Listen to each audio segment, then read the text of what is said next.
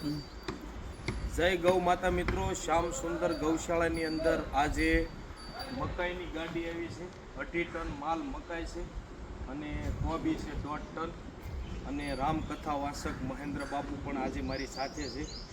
ઘણા દિવસથી દીકરીના લગ્ન હોવાના કારણે અમે દોનો વ્યસ્ત હતા, તો આજે અમે પાછા એક વિડીયો કીધું, હજી પહોંચ્યા છે આશ્રમે તો એક વિડીયો બનાવી। કેમ બાપુ, કેમ રહ્યું આપની કામગીરી, કેમ લાગે છે? જી મુકેશભાઈ, આજે મકાઈ અને કોબી લાવી છે। અવિરત સેવા મુકેશભાઈ ગોહિલના આ ભાગ્યમાં હોય ને તો ગૌ સેવા મળે। રામાયણ મેં કીધું કે શકલ પદાર્થ હૈ જગ માહી, ભાગ્ય બિના નર પાવત નહીં। મુકેશભાઈ, ભાગ્યમાં હોય તો ગૌ સેવા મળે, બાકી મળતી તમે ખૂબ ખૂબ આ જોઈ મને આનંદ થયો।